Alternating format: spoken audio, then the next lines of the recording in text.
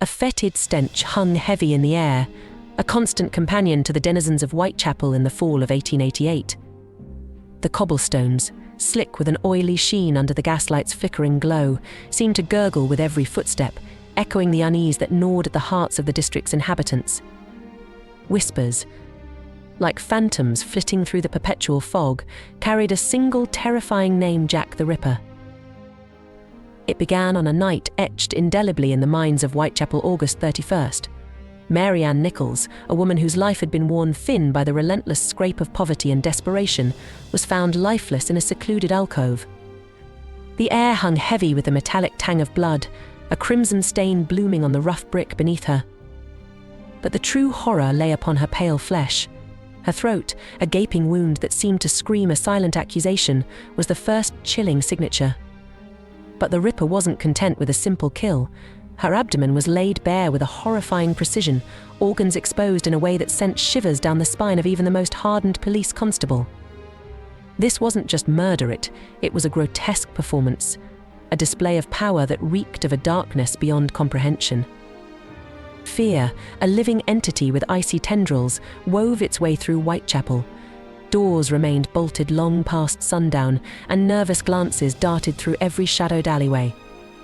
The once boisterous cries of street vendors were replaced by a chilling silence, broken only by the mournful wail of a distant cat.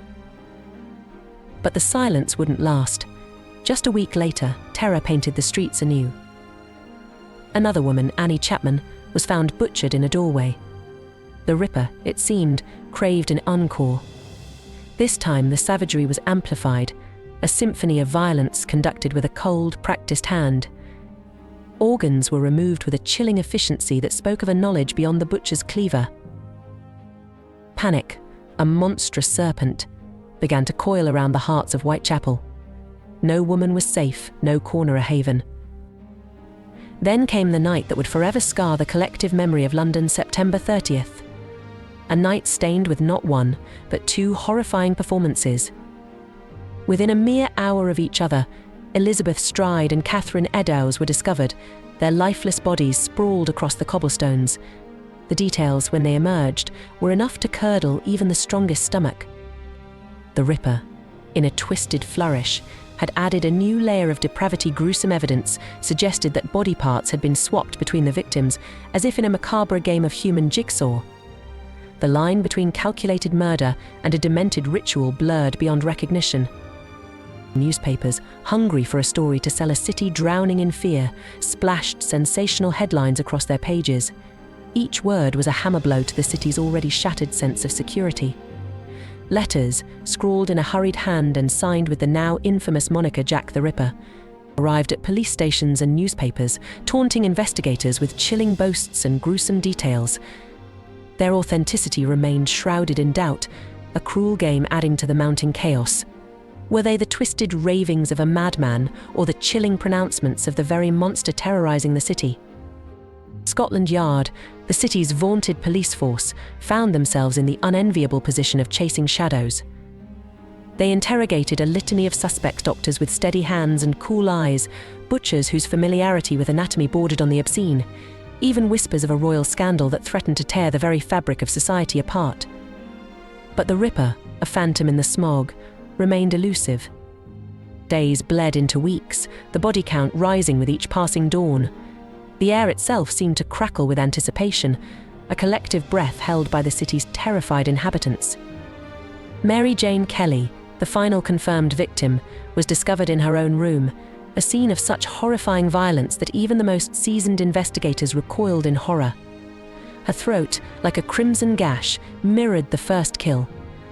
But this time, the Ripper had gone beyond mere murder.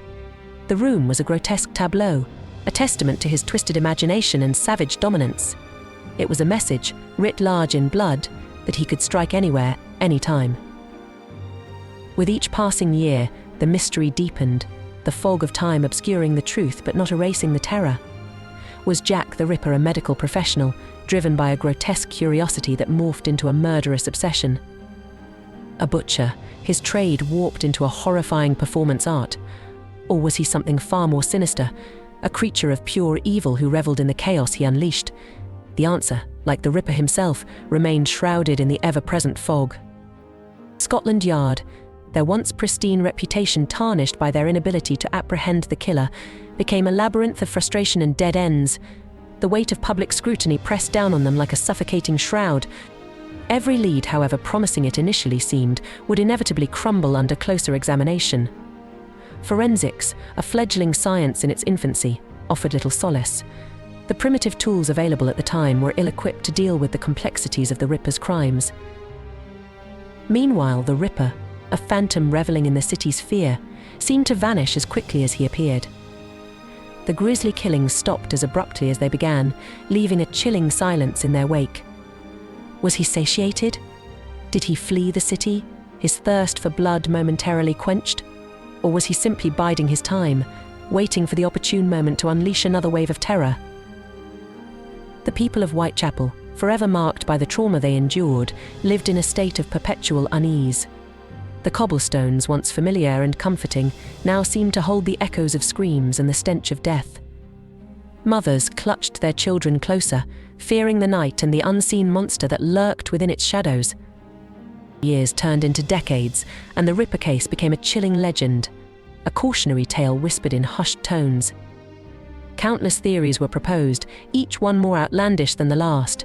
Was he a member of the aristocracy, his depravity hidden beneath a veneer of respectability? A foreign visitor, leaving a trail of blood across Europe before vanishing into the unknown? Perhaps the most unsettling theory suggested the Ripper was not a single individual, but a group of men bound by a shared taste for violence and a morbid fascination with the occult. The truth, however, remained elusive. The Ripper's identity, his motives, the very essence of his being all faded into the mists of time, leaving behind a legacy of fear and a chilling reminder that even in the heart of a bustling city, darkness can lurk in the most unexpected places. Today, the streets of Whitechapel are a far cry from the terror-stricken district of 1888. Modern streetlights cast a reassuring glow, and the cobblestones, once slick with blood, are now a testament to a bygone era. Yet for those who know the story, the shadows still hold a hint of menace. The Ripper, a spectre from the past, serves as a chilling reminder of the monstrous capacity that resides within the human heart, a chilling whisper in the fog that seems to ask, was justice ever truly served?